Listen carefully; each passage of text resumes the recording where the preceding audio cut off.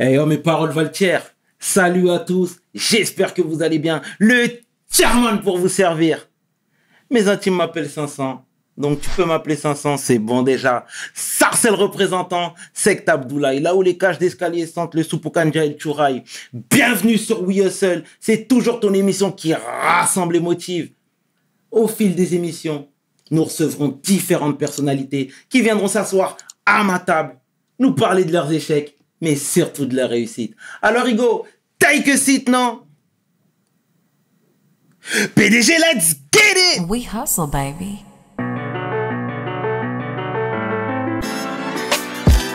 Le chairman.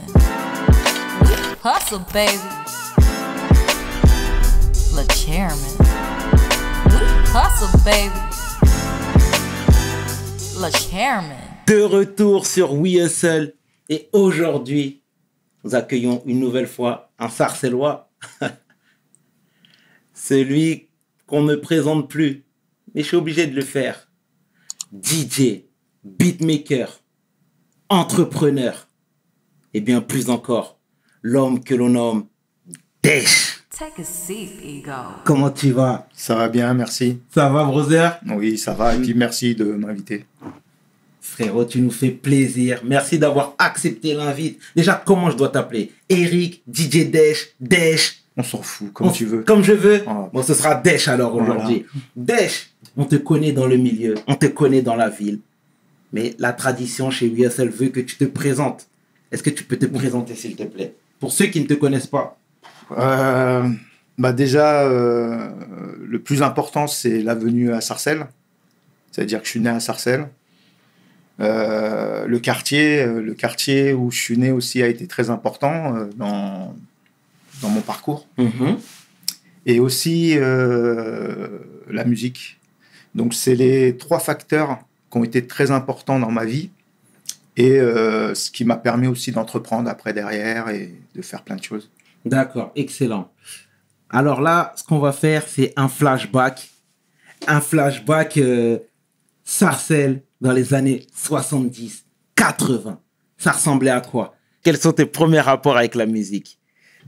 Déjà, j'habite dans un quartier qui, plus tard, s'est appelé La Secte, où, avant tout ça, on est des amis. Alors, on fait du sport, on fait plein de choses, on fait nos conneries, on va aux mêmes écoles. Et arrive ce mouvement par le biais de B-Street, Warrior, où il y a cet effet un peu bande qui arrive. Et en fin de compte, on s'est ressenti dans ce mouvement-là, parce qu'on était déjà dans ce contexte-là. On était déjà des amis. Donc une bande, c'est une bande d'amis en fin de compte. Et par le biais de ça, après, il y a eu cet effet musical où on était imprégné de plein de cultures. Comment dire ça, que de la funk, C'était éclectique. C'était super éclectique. Et d'ailleurs, la ville, elle était éclectique aussi. Parce que c'est l'une des villes où on avait le plus d'ethnies. Donc, elle était mélangée aussi. Donc, ça arrivait, en fin de compte, il y a eu ce mouvement qui arrivait avec aussi bien les films comme B-Street ou comme l'émission de Sydney à l'époque. Et cette musique, forcément, ça nous parlait. Et le fait que ça nous parlait, chacun trouvait sa place, aussi bien dans l'écoute.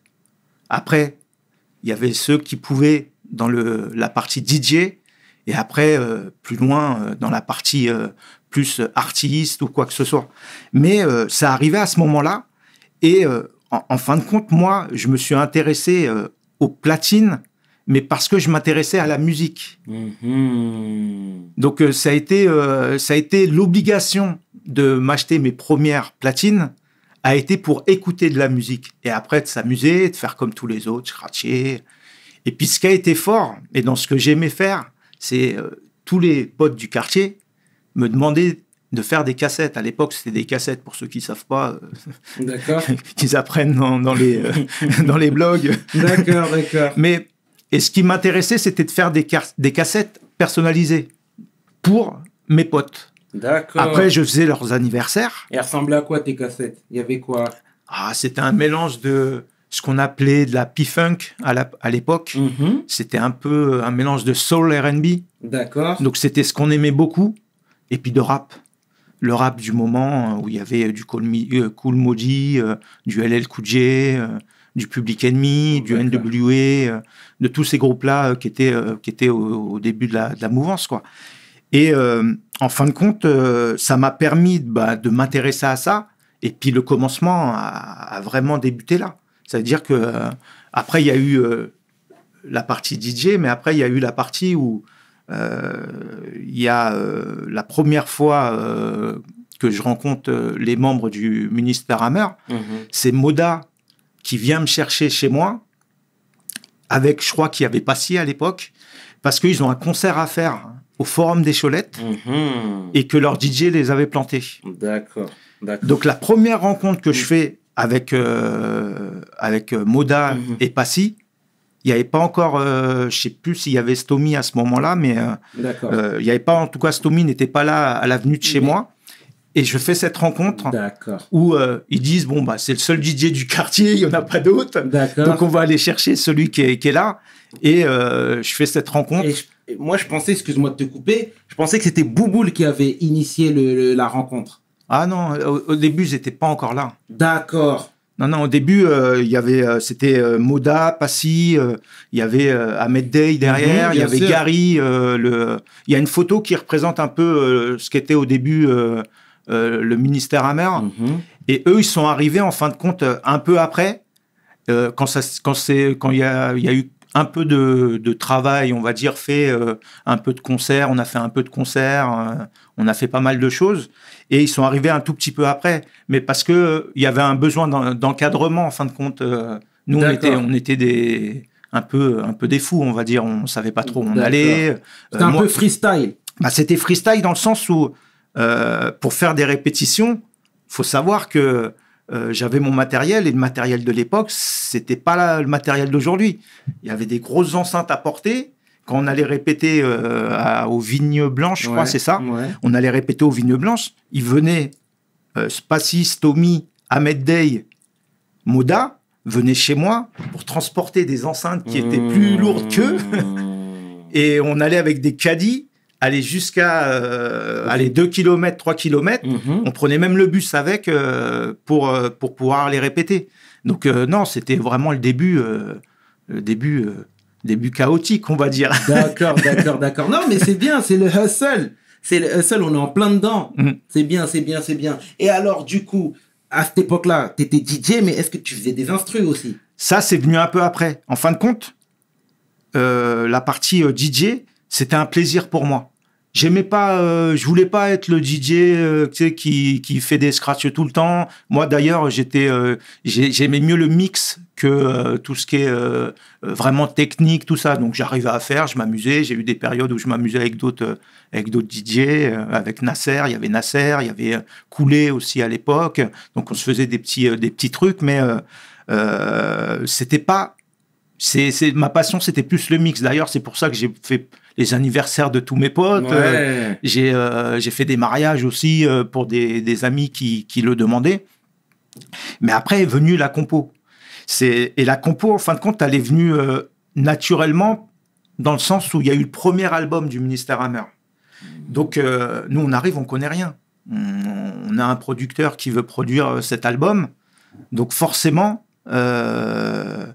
on apprend sur le tas. Donc, j'ai fait mes premiers titres du Ministère Hammer, en fin de compte, en compagnie de Mariano Beuve, qui lui connaissait, qui avait toutes les machines, qui avait tout. Il était là avant l'heure, en fin de compte, Mariano. Il avait tout ce qu'il fallait pour produire. Et en fin de compte, on venait avec nos idées, et lui avait tout le matériel pour pouvoir les concrétiser.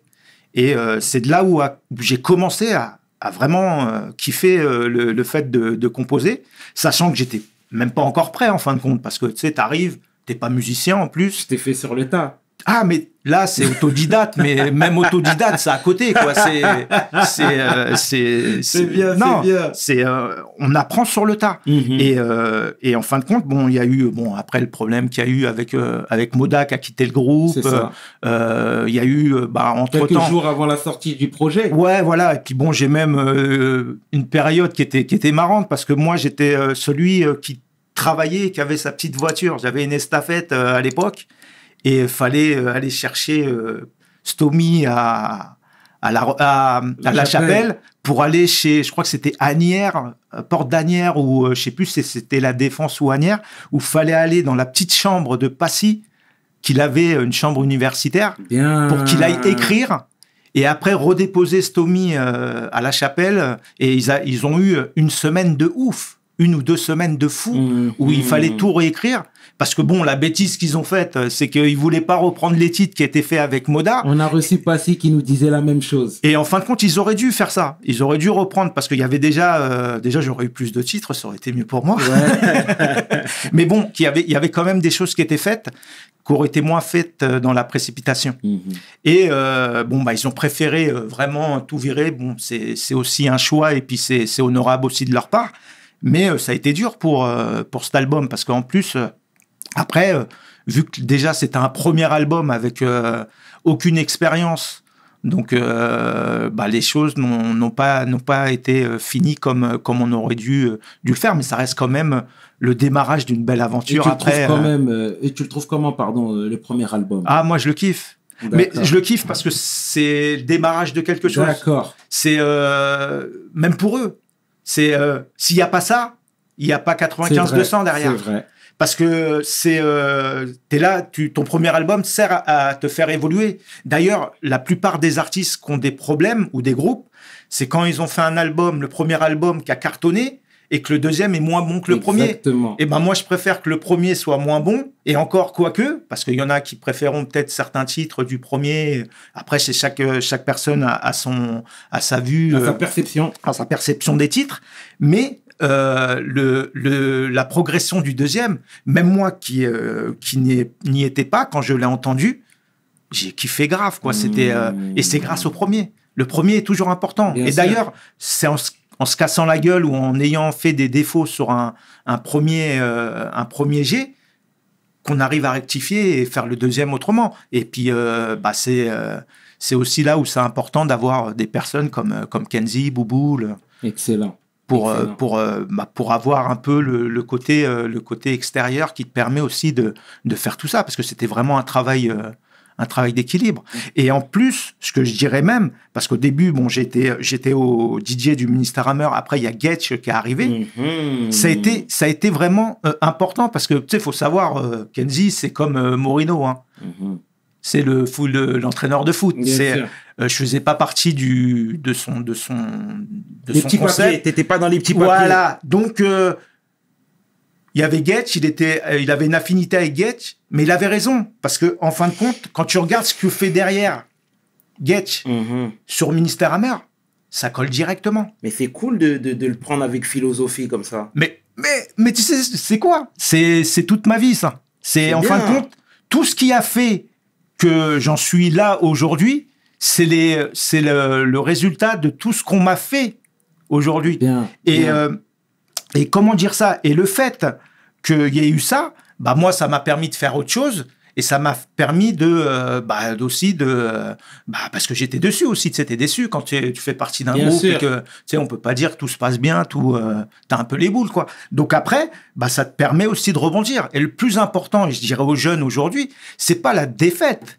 C'est comment tu l'aperçois, cette défaite, et comment tu remontes sur le ring pour pouvoir combattre toutes ces déceptions. Exactement. Donc voilà. Ouais, c'est beau ce que tu viens de dire. Donc voilà. Ouais, c'est beau ce que tu viens de dire et c'est même très juste. Du coup, quelques temps après, si je te dis l'art d'utiliser son savoir. Ah, ça, c'est merveilleux, ça aussi. Mais c'est merveilleux, mais après, quand j'écoute, c'est vraiment, comme on dit, c'est l'apprentissage. C'est normal. En fin de compte, c'est un ami qui habite juste à côté de chez moi, qui s'appelle Jean-Marie Boubouille. Je connais très bien. Donc voilà. Avec des grandes dreadlocks. qui avait des dreadlocks Oui, à voilà. l'époque. D'accord, bien. Donc, c'est un ami d'enfance et on décide de faire ça. C'est-à-dire Ok. qu'on est, justement, on est passionnés tous les deux de musique. Donc, on décide de faire cette compilation. Alors, il faut savoir que cette compilation, on l'a fait avec 3 pépettes. C'est-à-dire que D'accord. ça, je crois que c'est la compile la moins chère de toute l'industrie du disque. Ok. On a dû la faire avec 3000 francs à l'époque. T'imagines? 3000 francs. Bien sûr. Toute une compile avec tous les D'accord, artistes. D'accord. Donc on s'est mis d'accord pour faire cette compilation. Donc Ouais. moi, ça m'a permis de faire mon apprentissage sur la composition. Ouais. Donc j'ai composé cette compile et ça m'a permis de rencontrer énormément de personnes, énormément d'artistes. Donc il y avait aussi bien des personnes d'Épinay, des personnes de Saint-Denis, Villiers-le-Bel. de Villiers-le-Bel. Je sais de qui tu veux parler. Ouais, et on va y venir. et puis, bon, forcément, des personnes de Sarcelles. Et en fin de compte, c'est ce genre de projet m'a ouvert des portes monstrueuses. Bien. Et comment se passaient les rencontres? Je pense à Arsenic, par exemple. Arsenic, alors, justement, une soirée où je fais un anniversaire, et ça, je m'en rappellerai. Et en fin de compte, j'ai animé à ce moment-là avec un danseur qui faisait partie des GBF, qui s'appelle Abdou, des GBF qui habitait à Villiers. D'accord. Et cet anniversaire s'est passé juste à côté de chez toi. Oh. C'est l'anniversaire de Georges Henry. Ah, bien sûr. Donc j'anime cette soirée et Abibou me présente Calbo. D'accord. Calbo est au courant que je fais cette compilation, donc a proposé qu'on se rencontre pour cette compilation. Et la rencontre s'est faite, ils ont rappé chez moi, et puis après il y a eu le travail du titre à faire. Donc le titre, pareil. Le titre, faut savoir que Baltrap s'est fait en 1 heure. D'accord. Ils ont écrit chez Non, toi? eux, pas l'écriture. Je parle de la D'accord. compo. Ok. Il y a un ami, mon ami Cool A, qui habite à 3 porches de chez moi. Il vient avec un disque, avec une idée de petits sons, le son qu'il y a d'ailleurs dans Baltrap. Et de là, on part de là et on fait la compo de Baltrap. La compo, elle se fait en même pas 1 heure. Donc, elle se fait super rapidement. Après, eux, ils écrivent.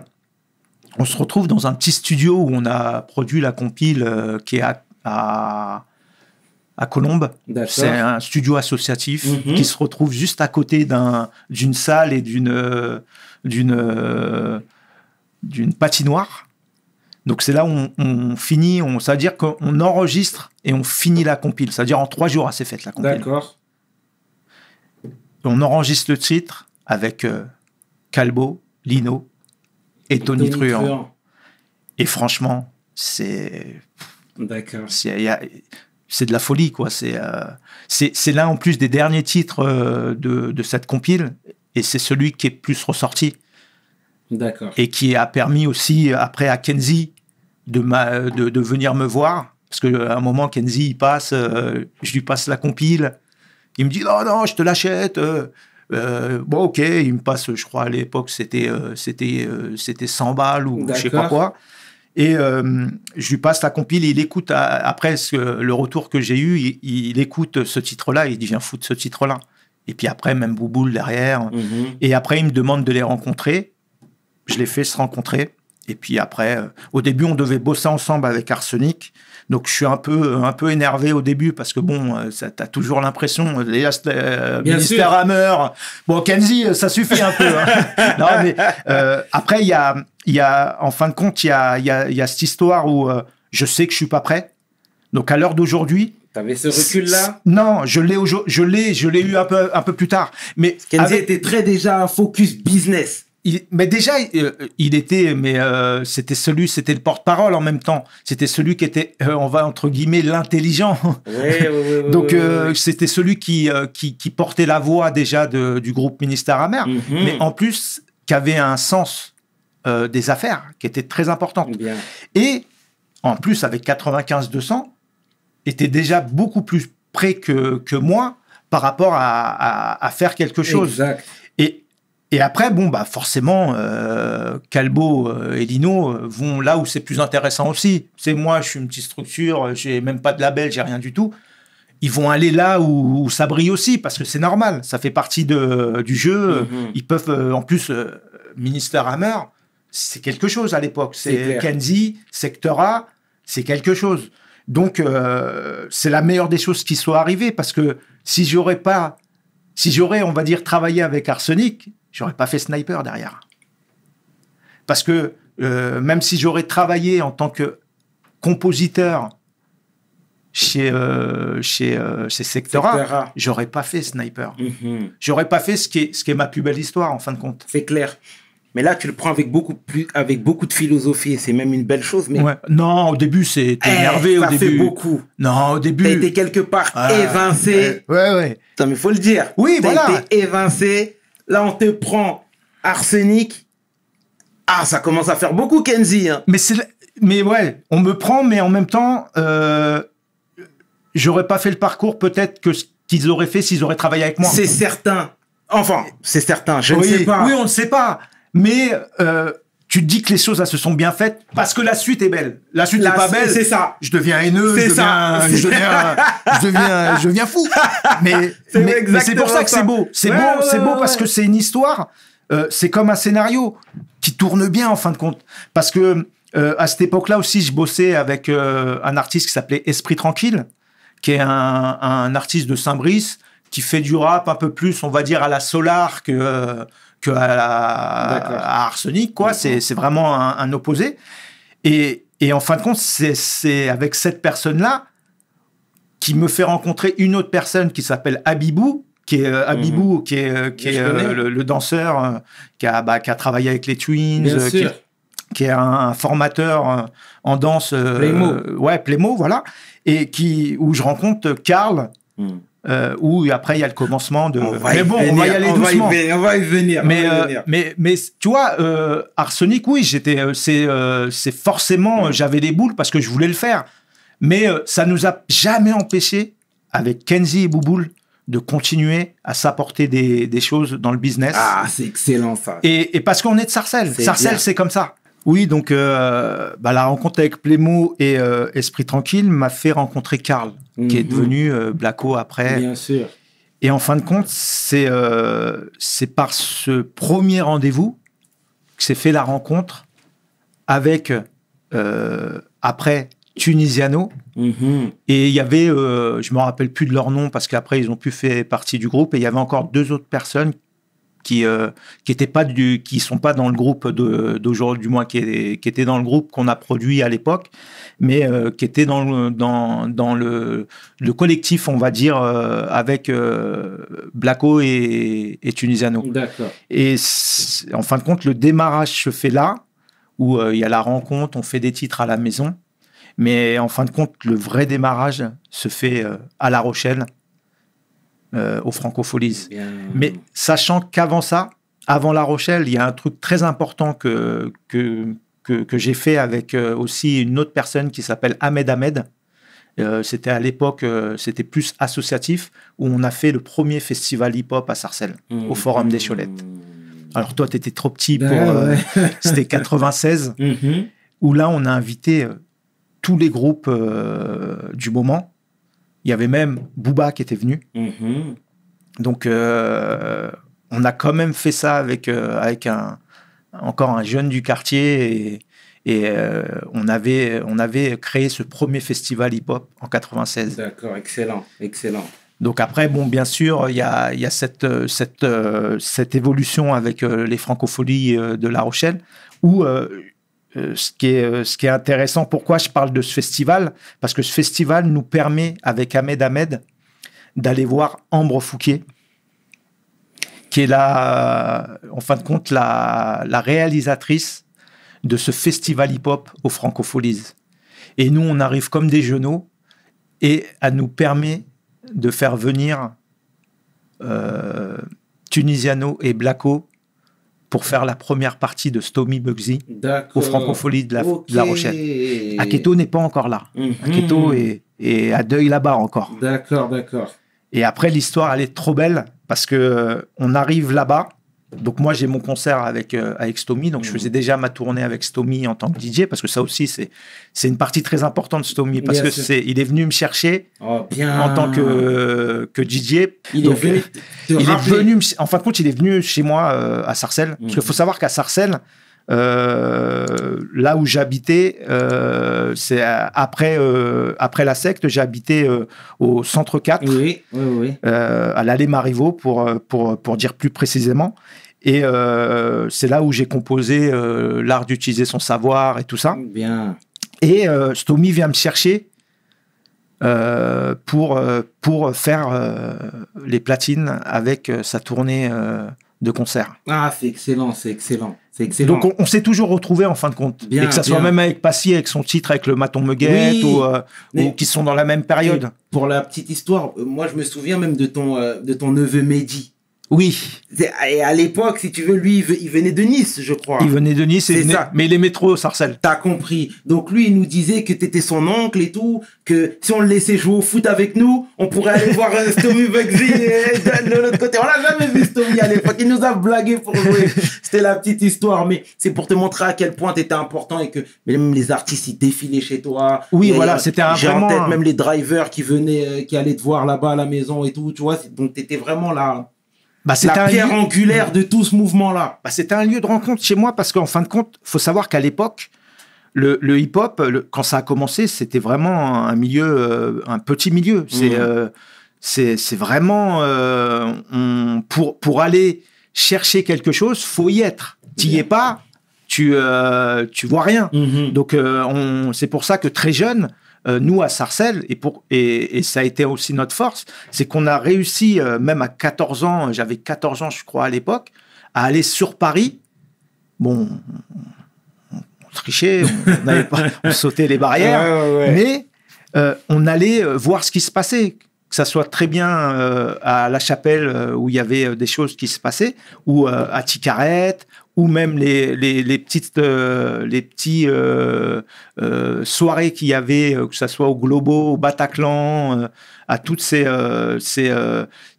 soirées-là, et ben on rencontrait des gens. Et forcément, là c'est pas Internet, là c'est de la rencontre physique. Donc ça te permet, l'un connaît l'autre et l'autre connaît encore un autre, et tu connais à peu près beaucoup de gens comme ça. Bien. Et à La Rochelle, ça a été pire encore. Parce que là, on se retrouvait avec un stand qu'on a pris avec l'association, où on avait un stand permanent ça s'appelait l'Encan à La Rochelle. Et là, on rencontre tous les artistes. Il y avait toute la crème du moment. Aussi bien Time Bomb, je crois qu'il y avait Expression Direct. Bien. Il y avait tout le monde. D'accord.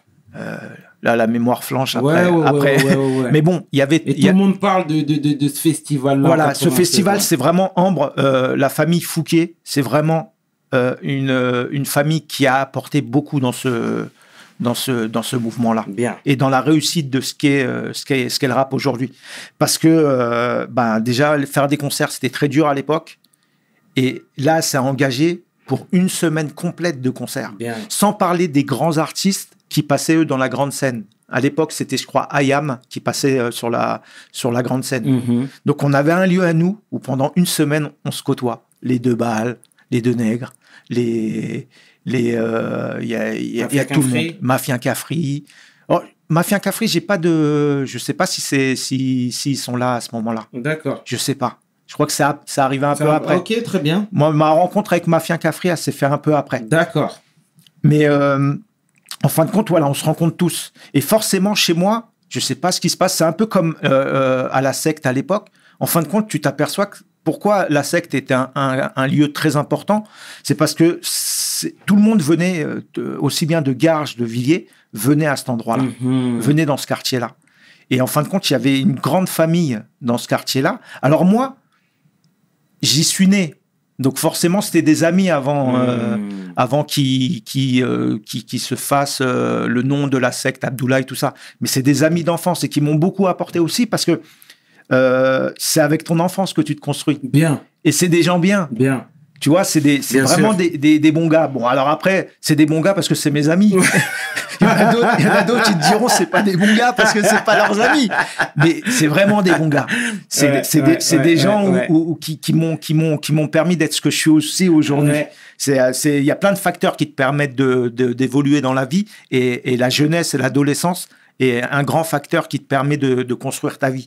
Donc, pour revenir à La Rochelle, donc on se rencontrait tellement qu'après, on se voyait même à Sarcelles. C'est-à-dire que moi, je me rappelle un jour, il y a Black Mo, je crois, le compositeur de Balles.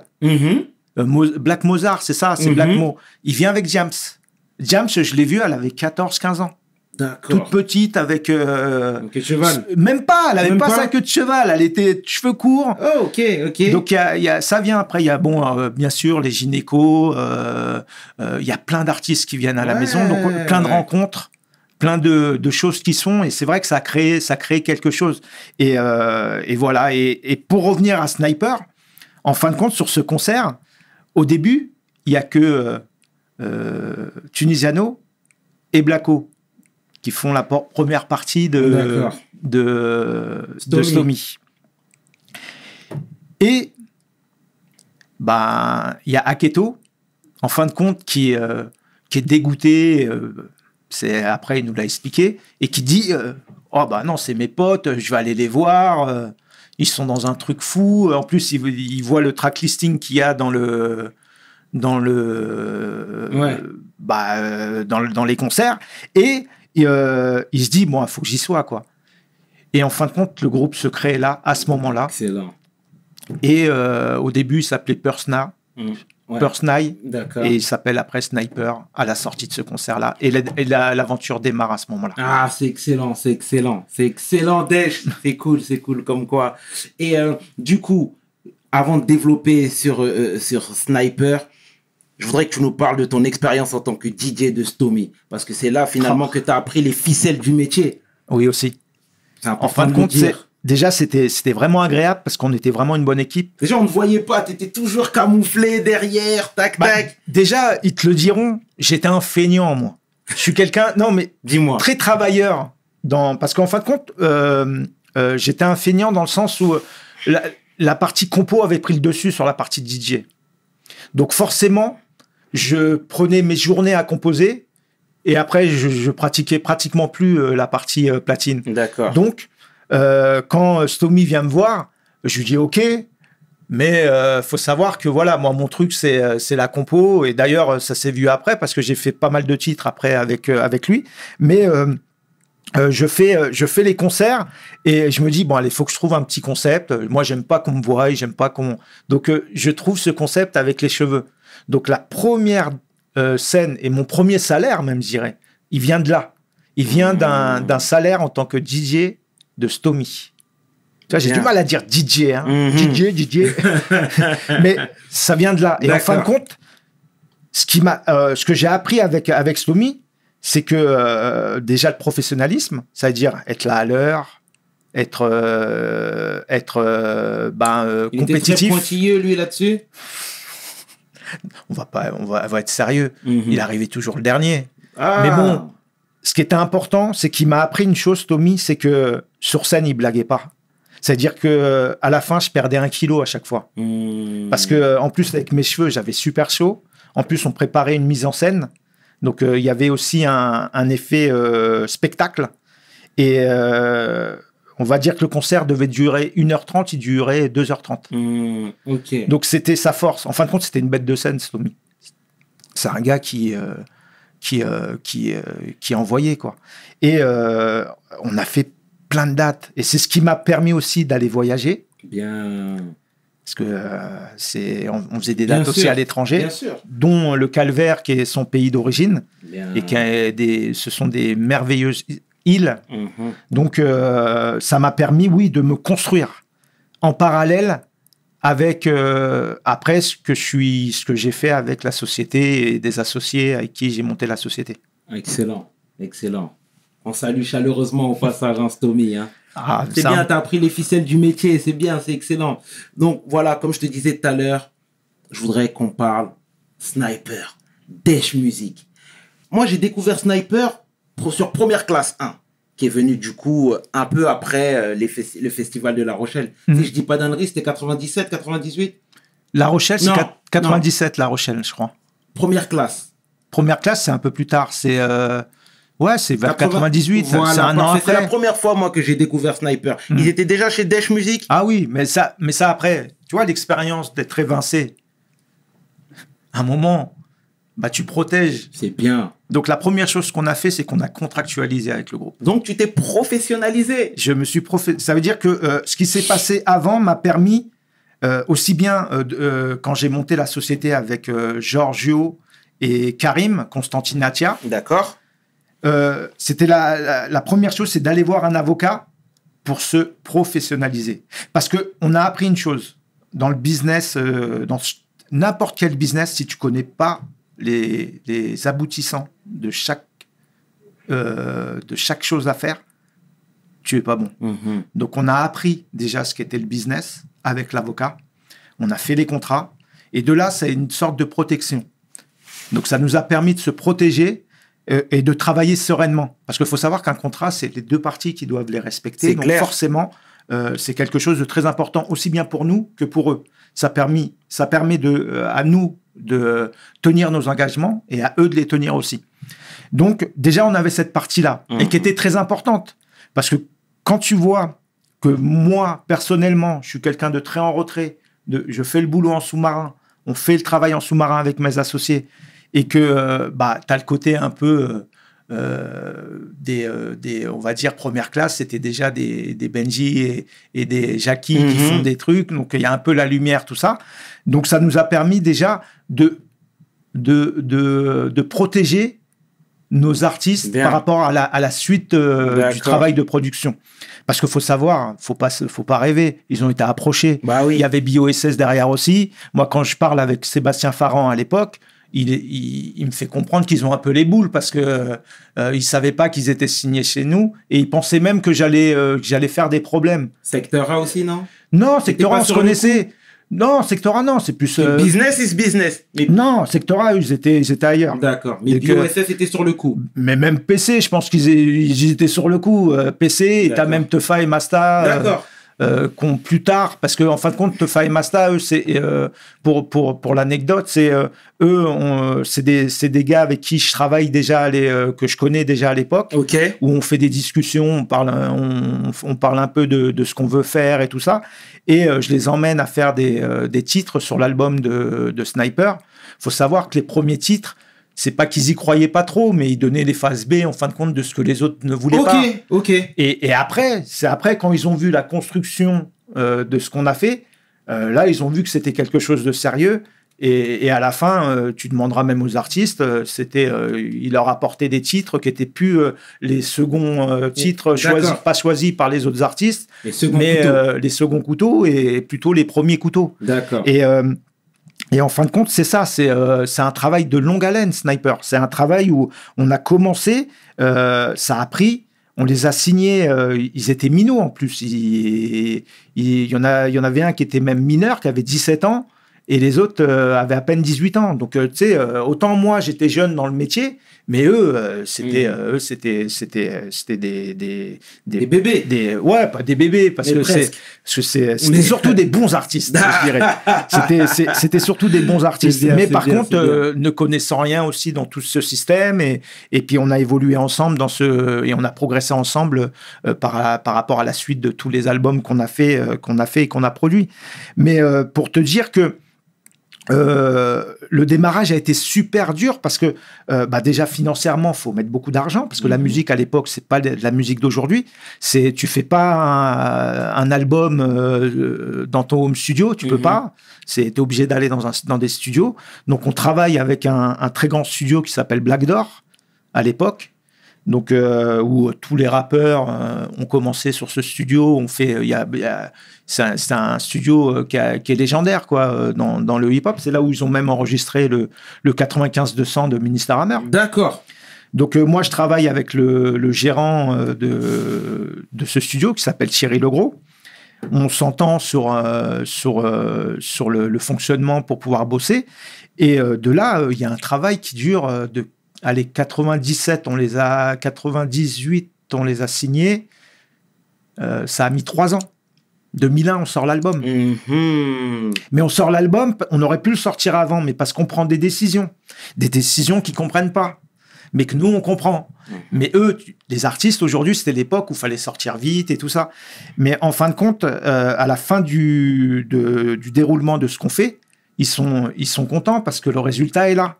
Et c'est vrai que ça prend énormément de temps. Au début, Sniper, ça vendait pas des milliers et des cents. Ça a démarré lentement, même si on a eu le titre de BOSS. Parce que toi, tu parles de première classe, mais c'est BOSS qui est la base du démarrage, je pense, de Sniper. Première classe, c'est plus, on va dire, dans le microcosme. C'est ça qu'on dit ? C'est ça, c'est le terme adéquat. Voilà. Donc c'est plus dans le côté, parce que c'est vraiment une compilation qui apporte énormément. Il y a un concept qui est super fort qu'ils ont amené, première classe, avec les artistes qui se rencontrent et tout ça. Donc mais c'est pas le titre phare de la compile. Ouais. Mais par contre, le titre phare de la compile de BOSS, c'est le titre de Sniper. D'accord. Et qui passe en radio en plus. Excellent. Et que ça tombe super bien, parce que nous, on était pratiquement à la fin de l'album. Donc, tout se déroule bien. En fin de compte, il y a un facteur dans la production qu'on ne contrôle pas. C'est la chance, le bon moment. C'est ça. Exactement. Tu vois, c'est 2 facteurs, la chance et le bon moment. Exactement. C'est, en fin de compte, tout s'est bien déroulé. Ça veut dire qu'on finit l'album, ta première classe. Avant ça, on fait 2 titres chez Universal sur Power of Unity. C'est une compilation de jeunes artistes, mélange français et américain. Donc qui vend pas des masses, mais qui nous a permis aussi de se professionnaliser et puis de connaître aussi un peu ce côté un peu plus professionnel avec studio, tout ça, et prise d'enregistrement. Donc on fait 2 titres dans cette compile. On fait PC et on fait BOSS, du moins on fait. Joey Star avec Spunk fait BOSS. D'accord. Et ça passe en radio. Donc nous, on a du déjà. pain béni. C'est limite, c'est vraiment le bonheur, quoi. D'accord. Et par rapport à ça, après, on a l'évolution de cet album. Mais il faut savoir que cet album a été très dur à travailler aussi, parce qu'ils étaient jeunes, ils n'étaient pas structurés. Il fallait, moi connaissant les structures de la musique et de comment faire un morceau, il a fallu entre guillemets leur apprendre à structurer des thèmes. Donc, on s'intéresse aux thèmes, on trouve des thèmes. Il faut savoir que le titre, Pris pour cible, c'était un titre qu'il ne voulait pas faire. Ah ouais. Et un moment, parce que c'est un titre en plus qu'a composé Jimmy Sissoko et un bassiste, Ali, qui était le bassiste aussi et coproducteur du premier album du Minister Hammer. Ok. Et même, je sais pas si c'est le deuxième aussi, mais en tout cas du premier. Et ils font Pris pour cible, qui est le premier single de Sniper. Il ne doit pas être dans l'album. D'accord. C'est nous qui trouvons le thème, parce qu'au début, ça s'appelait Jeunes et délinquants. C'était pas Pris pour cible. D'accord. C'était Jeunes et délinquants. Parce que le principe était de parler, en fin de compte, je leur disais, parce que c'est des choses qu'ils avaient vécues et qu'on a tous vécues. C'est le regard des autres et qu'il y a toujours aujourd'hui. Pour te dire que ça n'a pas évolué en 30 ans, la société n'a pas évolué là-dessus. C'est d'être comme eux, ils ont appelé, Pris pour cible, c'était Jeunes et délinquants. Donc ça a été, ce titre-là ne devait pas être dans l'album. Et c'est le titre qui fait démarrer l'album. Pour te dire qu'il y a un facteur, il y a plein de choses bien sûr qui font que on a eu vraiment tout ce qu'il fallait pour que cet album réussisse. Mais la chance se provoque. Oui. Et là, pour le coup, on parle clairement de talent. Donc, tout était aligné, c'était l'alignement des planètes. Donc, non, c'est excellent, c'est excellent. De toute façon, c'est ce genre de...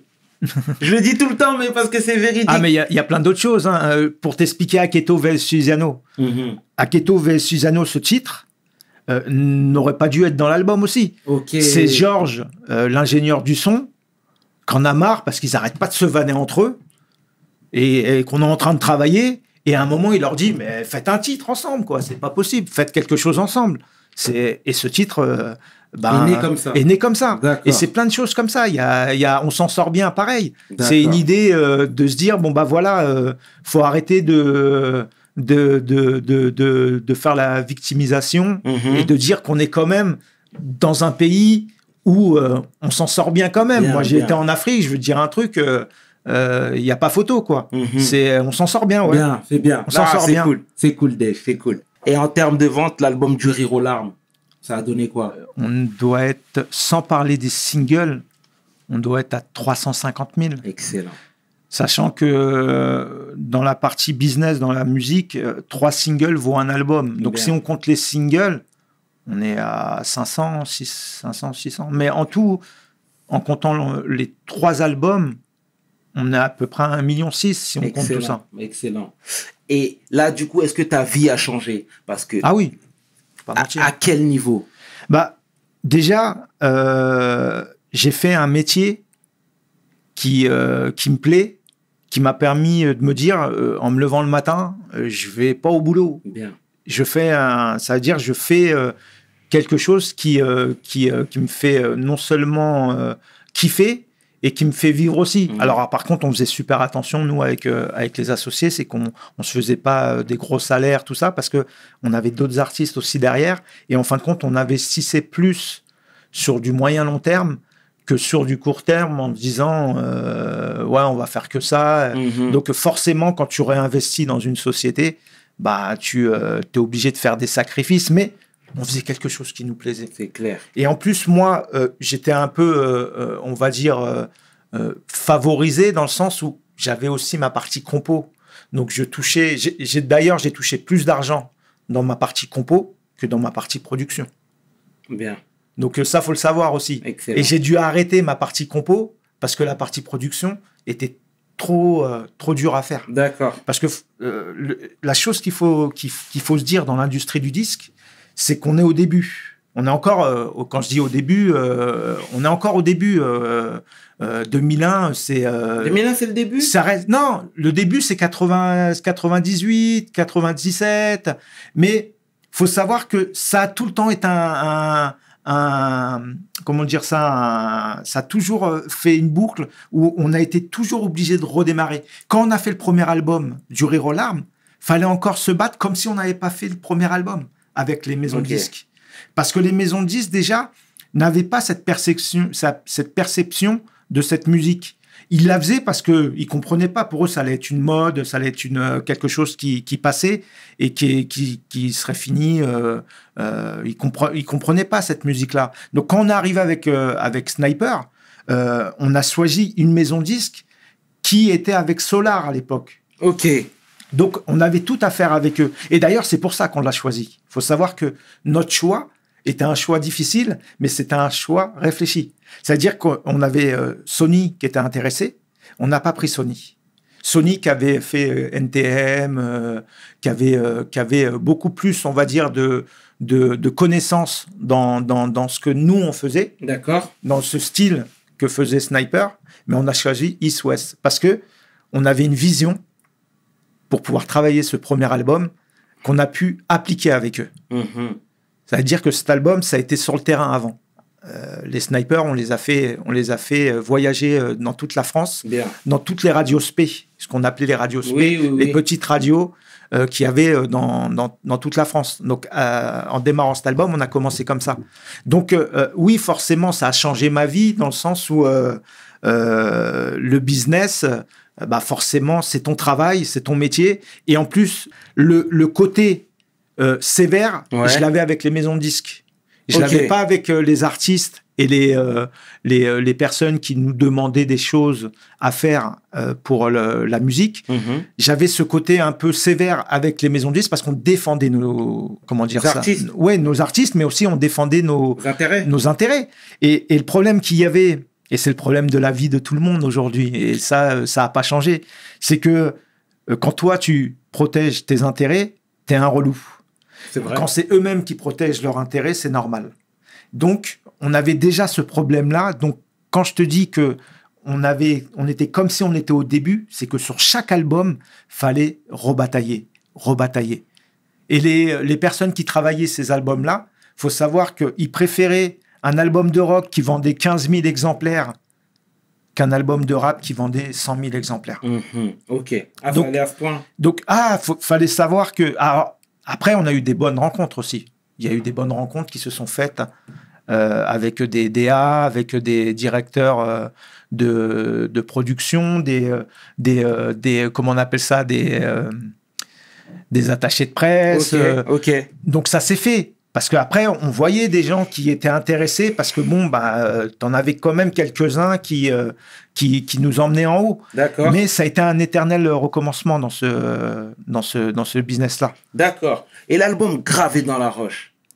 Alors ça, c'est tout le travail du premier, comme je t'ai dit. D'accord. C'est en fin de compte, avec le premier, déjà, faut se dire que c'est des superbes artistes. C'est-à-dire que c'est des bons. Ils sont très Bien bons. sûr. Donc, et ils ont une façon de faire les choses. Ils sont complémentaires chacun.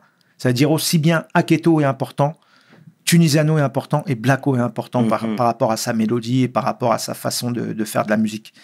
Et le fait de leur avoir mis à disposition tout ce qu'on a fait sur le premier album, le deuxième, ils nous l'ont ramené... mais gravé dans la roche, le titre gravé dans la roche, ils nous l'ont ramené tout seul. Alors, ils nous demandaient qu'est-ce qu'on en pensait, mais c'est eux, en fin de compte. Bien. À ce niveau-là, bien.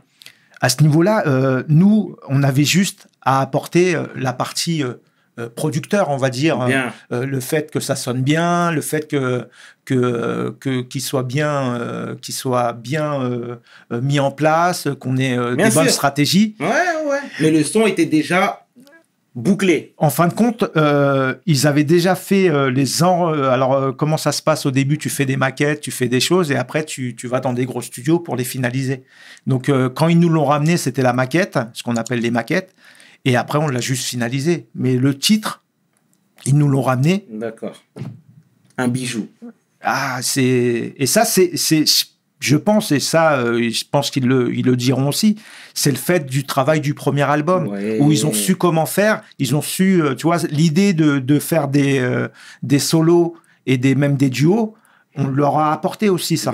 Bien. Parce que l'album, fallait le structurer, et ça, c'est parce que je l'avais appris avec Minister Hammer. Excellent. Où Minister Hammer, on savait que dans le premier album, il y allait avoir des morceaux en groupe et des morceaux solo. Bien. Et puis des fois, ce qui était important dans ce groupe, c'est qu'il y avait des affinités sur des thèmes qui étaient plus appropriés pour deux des membres que d'autres. Sans repère. Comme Sans repère. Tu vois, Sans repère, ça parle à Keto, il peut pas le faire, celui-là. Bien sûr. Parce que il a son père et sa mère. Oui. Donc, Mais c'est bien. Ça coule de source. Et pourquoi il n'y a pas eu de clip? Il faut savoir que depuis le premier album de Sniper, ça a été très difficile entre nous. Comment dire ça? Comment le dire pour que ça reste positif? Parce que ça reste positif. On a des difficultés à travailler avec le groupe depuis le premier album, faut le savoir. C'est-à-dire que des difficultés, on ne s'entend pas de temps en temps. Le relationnel était mauvais? Non, le relationnel était quand même bon parce que...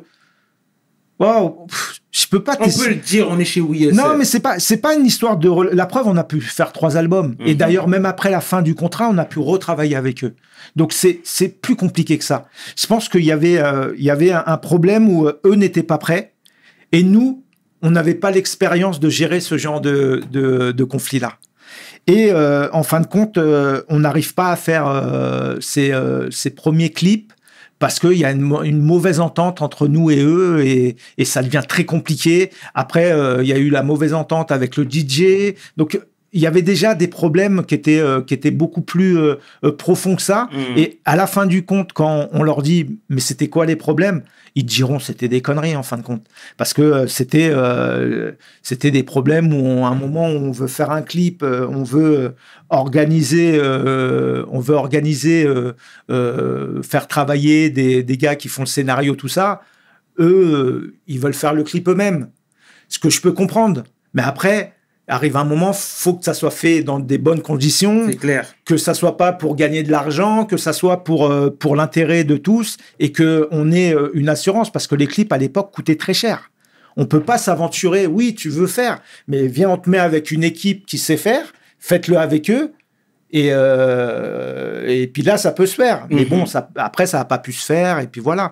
Mais ça a été, entre guillemets, bénéfique parce que c'est l'album qui a le plus vendu. Ah ouais. Donc après, on peut pas dire est-ce que ça aurait vendu plus ou pas. On ne saura jamais. Mais On saura jamais. faut savoir que ça a été bénéfique et que derrière, ils ont fait une très belle tournée et que même nous, si on était, entre guillemets, en conflit, on a toujours respecté nos engagements et on a toujours fait le nécessaire pour que la tournée se passe bien, de payer ce qu'il fallait payer pour que cette tournée se passe bien, et ce qui a fait qu'on a continué ensemble et qu'on a fait après trait pour trait. Et ce que tu dis, c'est très juste, mais par la suite, c'est ce qu'on pouvait percevoir de l'extérieur. L'album Trait pour Trait, d'accord? Il est bon, mais on sentait qu'il y avait des tensions, ils étaient plus heureux d'être ensemble, vous n'étiez plus heureux d'être ensemble, etc. Bah, le problème de Sniper, déjà... Là où avant, comment dire, vous réussissiez à camoufler un petit peu, mais là, non, Trait pour Trait, ça a explosé. Oui, mais parce que déjà, il faut savoir que c'est un problème entre eux, déjà, à la base. Parce que nous, on a essayé d'être le tampon. D'accord. Mais avant d'être un problème avec nous, ils avaient des problèmes internes. Ok. Et après, tu sais, on n'est pas psychologue. Comme eux ont des choses à dire et que nous, on ne comprenait pas non plus. Donc, il y a aussi des erreurs qu'on a dû faire par rapport à la compréhension et par rapport à leurs attentes. Donc, quand c'est comme ça, ça devient très difficile, surtout quand en interne, déjà, ça devient compliqué parce que faut savoir que Blacko, déjà, avait des ambitions différentes par rapport au groupe. Parce que il est vachement nostalgique, il aimait bien quand c'était des potes, on est des potes, on s'est connus, on a commencé ensemble. Donc, par contre, chacun prend sa vie à un moment. Donc, forcément, chacun prend ses parcours et vit différemment les choses. C'est clair. Et ça a commencé comme ça, en fin de compte. Après... je ne veux pas aller sur les conneries qui ont été faites ou les reproches parce que non, c'est des trucs. Non, mais c'est des bêtises. En fin de compte, l'erreur que je dirais aux gens ou aux artistes ou aux groupes à ne pas faire, c'est communiquer en vous. Bien. Et vous prenez pas la tête pour des pacotilles et surtout, ne jugez pas l'autre quand vous-même vous êtes pire que l'autre. Bien. C'est très parce juste. que le problème, il était là. C'est que l'artiste va juger une personne et fait pire après derrière. Et je te parle en général, je te parle même pas de Sniper, là. Je te parle de ce qui se passe en général. Et le problème, c'est qu'à un moment, quand tu regardes la finalité de ce qui est fait, on dit dommage à la fin. Le mot qui est fort, qu'a trouvé notre associé Georges, c'est dommage. Pourquoi ? Pour des conneries, des pacotilles, on en est arrivé là. Parce que c'était faux, il n'y avait pas de problème d'escroquerie. Parce que tu sais, le problème du producteur qui est escroc, on peut l'entendre. Mais arriver avec nous, c'était pas possible. D'accord. D'ailleurs, les 3 procès qu'on a fait, on les a gagnés. Et ça, les gens ne le savent pas et c'est pas le problème. C'est que, arrivé un moment, c'était des bons artistes, on avait une bonne formule et ça a tout cassé parce que, pour des pacotilles en vérité. Parce que même après, pour te dire qu'on ait fini cet album Trait pour Trait, où ils sont, on sent musicalement. Il faut le dire. On le sent que musicalement, c'est plus la vibe qu'ils avaient avant. Et ben malgré tout, on est en fin de contrat sur cet album. Ils reviennent travailler avec nous. Et les 3. Ça veut dire que Blacko, il a pu dire oui, Sniper, c'est fini. Il avait signé pour faire Sniper. D'accord. Tunisiano Aketo, c'est plus compliqué parce qu'on devait signer, mais après, il y a eu des problèmes avec la maison de 10, donc on n'a pas pu. Mais on devait faire ce 4e album avec Dash Music. À l'époque, on s'appelait Dash Music, parce que maintenant, on s'appelle IMC Music. Mais on devait faire cet album et on devait faire les solos, comme on a fait le premier avec Tunisiano. Et on a fait celui de Blacko, où il y a eu énormément de problèmes. Je passerai les détails parce que c'est dommage. Je trouve ça dommage parce que c'est un très bon artiste. Et c'est quoi tes rapports avec eux aujourd'hui ? Alors, on s'est revus, ça fait un peu plus d'1 an. Les rapports sont très bien avec Aketo et Tunisiano. Donc, on a discuté, on s'est parlé. On a mis toutes ces rancœurs de côté parce que on n'avance pas avec de la haine. On avance. L'eau a coulé sous les ponts. Ouais, l'eau a coulé sous des ponts et on a des projets même à venir pour vous dire. D'accord, d'accord. Et avec Blacko ? Blacko, plus de nouvelles. Parce que Blacko, en fin de compte, il s'est fait une fixation sur moi où je suis son pire ennemi. Donc, à partir du moment où ça devient psychologique, je peux plus rien faire. C'est il y a un moment, il y a une rupture. Et ce qui est dommage, parce que c'est un artiste que j'apprécie beaucoup, mais il m'a vu comme son pire ennemi. Donc, quand on te voit comme son pire ennemi, et surtout qu'on dit plein de mensonges, parce que il suffit de suivre son parcours pour qu'on voit que c'est pas structuré. Moi, mes amis, c'est tout le temps les mêmes. J'ai tout le temps mes mêmes amis. Donc, arrivé à un moment, quand tu vois tout son parcours et ce qu'il dit et ce qu'il fait, c'est dommage. Parce que c'est une bête d'artiste. C'est un gars qui mériterait d'avoir beaucoup plus, mais En tout cas, je peux rien faire. Je peux rien faire. Non, mais cette année 2021 marque les 20 ans de l'album du Rire aux larmes. On aurait pu s'attendre. Bon, la conjoncture fait que c'est compliqué, les scènes, etc. Mais on aurait bien voulu voir Sniper sur scène, nous, par exemple. Oui, mais ça, c'est le gros problème. C'est le gros problème qu'on a eu avec. C'est quand un groupe s'entend pas déjà en interne, il est difficile de faire des choses. Et surtout, quand tu t'aperçois que c'est sur des choses qui sont pas importantes en vérité, qui sont peut-être importantes pour lui, mais à un moment, ça reste de la musique. C'est des amis d'enfance. C'est comme un mariage, en fin de compte. Un mariage, les gens retiennent la dernière année où ça casse, mais ils retiennent pas les 9 meilleures années qu'ils ont faites. C'est vrai. Ça veut dire que aujourd'hui, à un moment, la vie d'une famille, c'est compliqué. T'as des moments où ça gueule, t'as des moments où ça va pas, ça s'embrouille, mais on va pas retirer tout ce qu'il y a de bon dans cette famille pour en faire quelque chose de mauvais. Et ça a été l'erreur de Blacko pour moi. Il en a fait quelque chose de mauvais pour lui. Il a retenu que le mauvais qu'il ressentait lui en plus. Parce que c'est pas forcément vrai. Tu vois, quand il nous dit qu'on n'a pas voulu sortir son album, on a voulu sortir, on l'a payé. On n'est pas bête. On paye pas quelque chose pour pas qu'il sorte. On n'est pas une maison de disques, nous qui avons les moyens de fou. On met nos propres moyens. Donc, et c'est dommage. Parce que c'est en fin de compte, en tant qu'artiste, il s'est coupé la branche où il était assis. D'accord. Et on crache pas sur ce qui t'a fait manger, surtout. En tout cas, le message est passé. Et j'espère sincèrement vous voir réunis. Tu vois, c'est pas un discours de complaisance que j'ai, pas du tout, mais c'est quand même dommage. C'est quand même dommage. Oui. Sachant que nous, t'as vu le mot, toi-même tu le dis. C'est dommage. C'est dommage. Mais sache qu'on est en train de faire quelque chose avec Aketo et Tunisiano qui est très important et qui va arriver avant cet été. Et je pense que vous allez être agréablement surpris. On en reparlera alors avec grand plaisir, Desh. Avant de conclure l'épisode Sniper, ce qui m'a également interpellé, voire beaucoup touché même, c'est que vous étiez très impacté par les problèmes de société, les faits de société. Vous n'hésitez pas à prendre position. Je pense je ne vais pas sortir les titres parce que vous avez été attaqué, etc. Mais oui, tu sais que la France est une garce. Je peux te parler de ce titre. Pourquoi c'est simple. Déjà, il est très jeune. Je crois qu'il a 17 ans quand il fait le titre. 17 ou 18 ans, parce qu'on le fait d'abord sur une compile qui s'appelle Cool et Radical avant de le placer sur l'album. C'est simple. C'est un jeune qui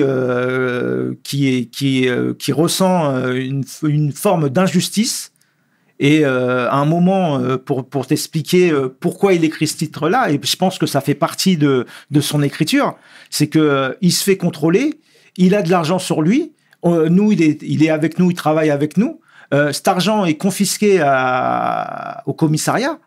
Je vais au commissariat faire un courrier comme quoi il est signé dans notre label et tout ça pour qu'il puisse récupérer l'argent. Il lui redonne pas l'argent. Donc, pour te dire, c'est une petite connerie, mais pour un jeune de 17 ans, on te pique ton argent et surtout que c'est la police qui te le pique. Parce qu'après, fallait justifier. Mais justifier quoi? Fallait justifier, on lui a donné, surtout qu'à l'époque, tu sais, des fois, on donnait de l'argent, c'était, allez, tiens, prends un billet, et quand tu vois cette injustice où les gars, il faut que tu justifies quelque chose qui t'appartient et que les gars le gardent, ça, c'est un truc, c'est une petite anecdote que je cherche, je sais pas s'il aimera ce que je la raconte ou pas, mais en attendant, c'est la réalité. C'est un jeune, il est énervé, il voit que même la police, entre les contrôles d'identité qui se passent mal, parce qu'on parle de contrôle d'identité aujourd'hui, mais c'était les mêmes avant. C'est moi, mon premier contrôle d'identité, un de mes premiers contrôles d'identité, on regarde mon nom, on me dit c'est pas français. Et ça date de 30 ans. Il y a 30 ans. Et c'est des problèmes que la police ne veut pas voir et que les syndicats policiers ne veulent pas voir. Il y a que maintenant qu'ils commencent à dire, même avec les caméras, ils arrivent à dire que ça commence à arriver. Mais t'as vu ce qu'il faut faire pour que ça commence à dire... et même avec ça, tu vois, même avec l'affaire de Michel, ils arrivent même à contourner le truc. À dire, même avec les vidéos... Donc, ce titre-là, c'est une réalité d'un jeune qui a la rage contre une société, et il parle de la société, il parle pas des gens. Il dit pas que la France... Quand il dit la France est une garce, il parle de tout ce qui est politique, de tout ce qui est institution. Parce que c'est les institutions où on a un problème. C'est pas le français qui est dans notre quartier où on est français. On est tous pareils. Donc c'est pas le citoyen le problème. C'est les institutions le problème. Et tant que les institutions n'auront pas réglé ce problème-là, ça marchera pas. C'est comme l'histoire des... Comment tu veux mettre des statuts d'un gars qui a fait du mal? Arrive à un moment, faut arrêter les conneries. Il faut qu'ils comprennent que non, il a peut-être fait du bien le gars, mais il a fait beaucoup de mal aussi. Donc je sais pas si c'est dans le concept du truc, mais pour te dire que la France, c'est une histoire d'un jeune qu'on a marre et qui veut brûler tout, mais en même temps, il y a une forme de morale aussi là-dedans. Bien sûr. Quand tu regardes, quand tu veux bien regarder le titre et que tu veux bien l'écouter, je veux dire, tu sens qu'il y a une morale. Donc voilà. Et ça a donné quoi au niveau juridique? Il y a eu, ils ont pris un avocat à l'époque. En plus, c'était à l'époque où on s'entendait pas trop bien, donc ils ont géré ça avec un avocat et puis ils ont gagné. D'accord. Mais ils ont gagné parce que c'était logique. À un moment, on parle de liberté d'expression, mais la liberté, elle doit être pour tout le monde. D'accord. Bon, en tout cas, c'est... Donc, ils ont gagné le procès. Et en plus, merci Sarko, tu nous as fait gagner beaucoup de disques. D'accord. Et Dech, moi, ce qui m'interpelle chez toi, c'est ta faculté à prendre du recul sur ce qui te touche, sur les moments difficiles, sur les épreuves difficiles. Tu sais, je m'explique. Là, tu t'as pris quand même avec beaucoup de recul et de philosophie les conflits avec Blacko, avec Kenzie également. Mais c'est même sourire maintenant. C'est des bons gars. C'est dû à quoi? C'est des bons gars. C'est dû à quoi? Et même par rapport aux épreuves de la vie, je sais pas si on peut en parler, mais moi-même, j'ai connu ta sœur Lilich. Oui. C'était mon animatrice au centre aéré là-bas. Oui. C'était mon animatrice, donc paix à son âme, bien sûr, mais cette famille, vient cette force mentale? C'est de la maman, ça. D'accord. C'est de la maman. Il faut savoir que la maman, elle est partie à un moment de sa vie, elle est partie d'un lieu bourgeois à tout lâcher pour revenir sur un lieu, du moins un moment de sa vie très pauvre, avec 8 enfants. Et en fin de compte, elle nous a élevés avec des valeurs. Et les valeurs, à cette époque-là, c'était compliqué. En plus, son premier mari, c'est un Algérien.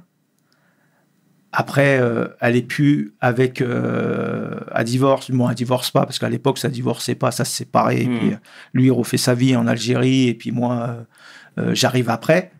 Donc, elle nous élève d'une façon où beaucoup de respect et beaucoup de lutte. C'est pour ça que je suis beaucoup politisé, moi. Il faut savoir que j'adore la politique depuis mon jeune âge. Parce que chez moi, il y a des réunions de cellules, aller au Parti communiste, avec des personnes qui sont merveilleuses et qui ont construit ma vie. C'est-à-dire qui ont fait que ce que Sarcelles est aujourd'hui, et pourquoi, avec Bouboul et Nabil, on monte une association qui s'appelle Madine Sarcelles et qui va permettre de faire des choses. Parce que cette ville, elle a apporté tellement de choses avec ces gens-là. C'est-à-dire que moi, j'ai commencé à faire du foot grâce à ces personnes-là. D'accord. Donc, parce qu'on n'a pas de moyens à l'époque. C'était manger. Nous, à l'époque, moi, la première fois que je me suis acheté ma SAP, c'est quand j'étais en apprentissage et que je touchais un peu d'argent. Et c'est à l'âge de 16 ans. C'est-à-dire que je mettais ce qu'on me donne. Donc, elle nous a appris à avoir des valeurs, à respecter les autres, à ne rien ramener d'étrangers à la maison. Bien. Donc, c'était ces valeurs-là. Et en plus, quand tu regardes mes frères et sœurs, ils ont tous la même chose. À l'école, on n'était pas forcément bons. On n'a pas fait des grosses études, mais on a toujours pu s'en sortir. Et d'ailleurs, les profs pensaient qu'on allait devenir que ça allait être très dur pour nous, quoi. Et pourtant, on a tous plus ou moins réussi dans nos secteurs respectifs. Et en fin de compte, on est comme ça. Moi, ma sœur, tout le monde m'en parle en bien. Parce que autour d'elle, elle a fait que du bien, quoi. Elle a permis à des jeunes de s'émanciper dans les centres aérés, dans les vacances, aussi bien dans tout ce qui est on va dire comment on appelle ça, social et culturel. Voilà, social et culturel. Et moi, en fin de compte, depuis tout jeune, j'ai été dans cette lignée-là. C'est pour ça que aussi à l'époque, j'ai fait beaucoup de choses en association. C'est-à-dire que j'ai monté avec, pareil, mes associés, une association pour faire des projets. On a fait des projets comme une compilation. On a fait intervenir des jeunes de Sarcelles et de Garges. On a fait une compilation Garges-Sarcelles. Donc après, il y avait aussi on a fait partir une dizaine de jeunes de Sarcelles et une rencontre avec des artistes du Sénégal. Bien. Qui étaient comme PBS, et je crois qu'il y avait un membre, et un membre de Daradji aussi, qui était avec d'autres aussi. Donc on a fait une rencontre où nous on est partis là-bas et eux sont venus ici. T'es allé où au Sénégal? Moi je suis sénégalais. À Dakar même. Ouais, Dakar bien. Donc non, c'est un très très beau pays et c'était merveilleux. Ah, c'est excellent. Et après ça, eux, on les a fait venir. Ils sont venus aussi parce que quand je dis G, il faut faire attention. Pour moi, le G, c'est tous les gens qui ont travaillé avec moi aussi. Bien, ouais. Parce que c'est important aussi, parce que j'ai une façon, des fois, pas une habitude de dire les choses. Mais depuis tout à l'heure, déjà, tu parles de tes associés, donc on a compris que le jeu était général. Le jeu est général, et même avec, en associatif, tu le fais même avec des personnes de la ville elle-même, quoi, qui te permettent d'avancer et de faire des choses. Mais on a fait aussi plusieurs festivals. Donc on a pu les faire venir, ces Sénégalais, faire un concert dans ces différents, du moins dans un de ces festivals. Donc on a fait ça. Qu'est-ce que je peux dire encore?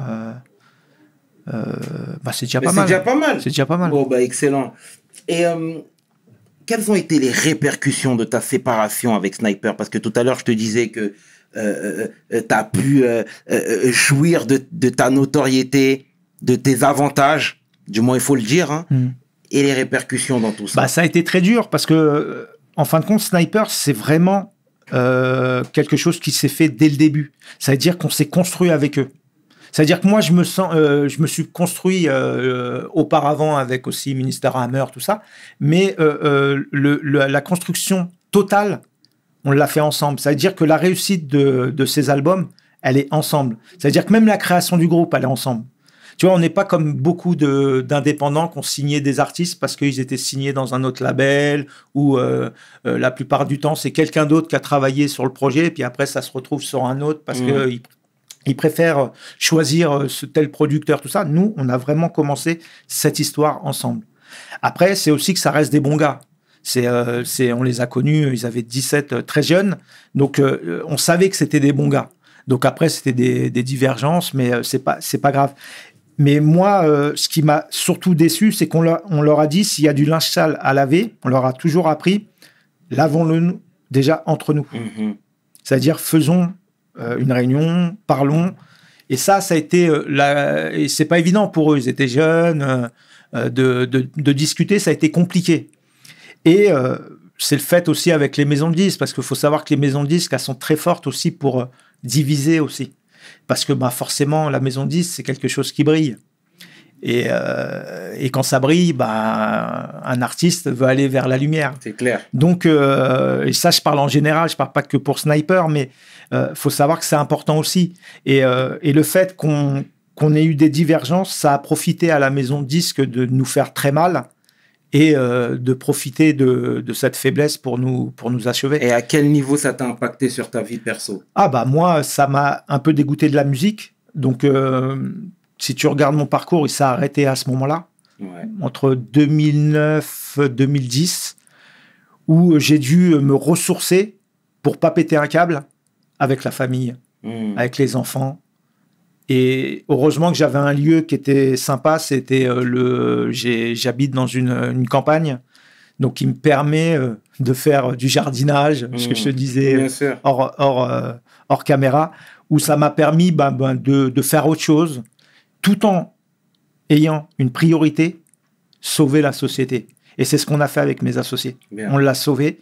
Et depuis 2009, où on a eu les galères, jusqu'à 2012-2013, on a galéré, vraiment. Et à partir de 2013-2014, c'est là où on a levé la tête et que ça a été beaucoup mieux. Et aujourd'hui, c'est encore mieux parce qu'on a repris contact avec 2 des membres du groupe et ça se passe super bien. Et puis, on a même des projets à venir par rapport aux 20 ans, comme tu parlais. On a des choses à faire et qui vont être intéressantes et qui vont être dévoilées, je pense, avant cet été. D'accord. En tout cas, on reste à l'affût. Qu'est-ce qu'on peut te souhaiter pour la suite, Dèche? De la santé. Je crois que c'est le plus important. C'est le plus important. Le reste, on ira le chercher. C'est bien. Excellent. Excellent. Et la santé pour les autres aussi, pour tout le monde, quoi. Parce que c'est vrai qu'on vit une période qui est un peu compliquée, mais faut surtout donner de l'espoir parce que là, je pense que beaucoup de personnes n'en ont plus, quoi. Donc, ce que je souhaite, c'est surtout pour tout le monde de l'espoir, quoi. En tout cas, merci d'être venu, d'avoir accepté l'invite. Je me répète, mais c'est super important, pardon. Tu nous as boosté, motivé. La transmission, c'est fondamental pour nous. Oui, voilà. C'est bien. En tout cas, encore une fois, merci au nom de toute l'équipe de We Hustle. C'était 500 avec l'homme que l'on nomme Dèche pour We Hustle. Mes paroles valent. Peace. We hustle, baby.